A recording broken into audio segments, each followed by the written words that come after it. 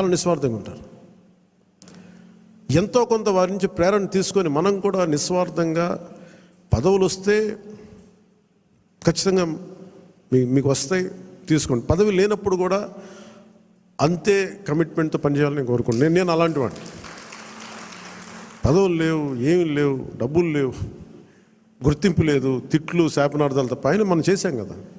అందుకని దీన్ని కూడా మీరు దృష్టిలో పెట్టుకోండి. ఎందుకంటే అందరి దగ్గర నుంచి తీసుకున్నప్పుడు కూడా మన మహిళా నాయకురాల దగ్గర నుంచి కానీ నాయకుల దగ్గర అందరిని తీసుకుంటే అందరూ కూడా చాలా ఉన్నతమైన కీలకమైన పదవులు అడుగుతూ ఉన్నారు. ఉన్నాయి చాలా తక్కువ. కొంతమందికి పార్టీ పదోన్నతి ఉంటుంది. కొంతమందికి ఈ శాఖల్లో కీలకమైన శాఖల్లో పదవులు అన్నీ నేను ప్రయత్నం చేస్తున్నాను. సో నాకు అవకాశం ఇవ్వండి. కొంచెం తప్పులు ఎక్కడన్నా ఉంటే మీరు కోప్పడకుండా హరిప్రసాద్ గారి దృష్టికి తీసుకురండి.